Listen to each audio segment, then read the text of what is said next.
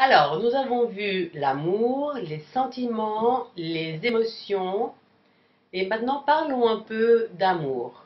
Alors, l'amour est un sentiment très fort qui part de notre cœur et qui nous lie à une personne qui peut être un membre de la famille, un ami, la personne avec qui nous voulons passer et construire notre vie, ou même un animal domestique. Ce sentiment peut donc se manifester vers un frère, une sœur, vers ses parents, vers ses grands-parents, mais aussi vers ses amis ou vers un animal domestique comme un chat, un chien, un lapin, etc. Le verbe qui dérive du mot amour est aimer. Et à ce propos, nous devons faire une précisation. Alors, si nos sentiments sont pour un ami, une connaissance, une personne que nous trouvons agréable et sympathique, nous utilisons aimer bien. Et ici, donc, nous n'exprimons pas l'idée d'éprouver des sentiments forts comme l'amour, mais simplement de l'affection. Prenons un exemple. Si je dis j'aime bien le concierge, il est toujours poli et disponible. Cela signifie que je le trouve agréable, que je le trouve sympathique, sans éprouver de l'amour pour lui. Autre exemple, j'aime bien la sœur de Marc.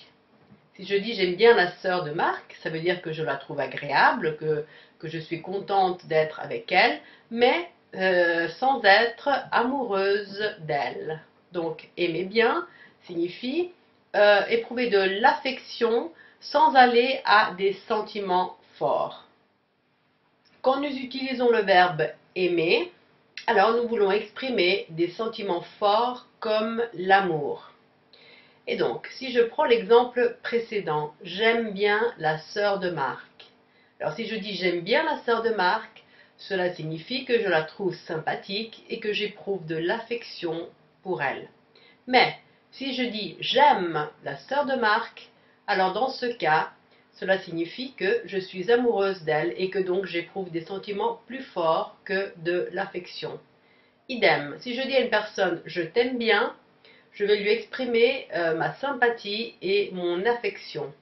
Mais si je dis à une personne je t'aime, alors je lui dirai que j'éprouve de l'amour pour cette personne. L'amour peut commencer par un coup de foudre. Le coup de foudre est quand nous tombons amoureux d'une personne de manière subite, de manière improviste. Nous voyons une personne et tac, sans savoir pourquoi, sans comprendre pourquoi, nous tombons amoureux. Personnellement, j'ai eu le coup de foudre quand j'ai vu mon mari pour la première fois. Il y a eu un tourbillon d'émotions et je me suis dit, je veux passer ma vie avec cette personne. Après 3 ans, nous nous sommes mariés et nous sommes encore mariés. Mais l'amour peut aussi se manifester de manière plus progressive. Nous tombons amoureux d'une personne après une certaine période de connaissance. Et cette personne devient alors le ou la fiancée ou le ou la petite amie. Certaines personnes font une fête de fiançailles, fêtent les fiançailles pour rendre officiel le fait qu'on est fiancé avec une personne. Nous avons vu aussi d'autres émotions positives comme la joie qui est une condition de pleine satisfaction. L'adjectif qui dérive du mot la joie est joyeux, joyeuse.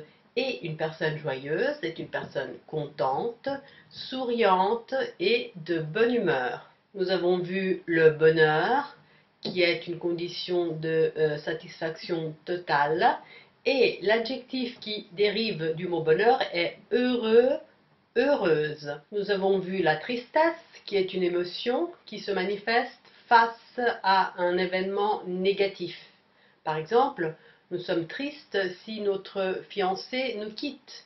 Nous sommes tristes quand les vacances sont terminées ou nous sommes tristes si nous avons de mauvais résultats à l'école.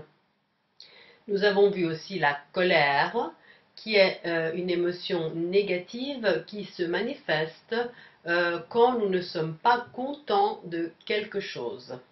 Par exemple, nous sommes fâchés, nous sommes en colère si nous perdons l'avion à cause du taxi qui arrive en retard. Ou encore, nous pouvons être fâchés, nous pouvons être en colère si un ami ne se présente pas à un rendez-vous.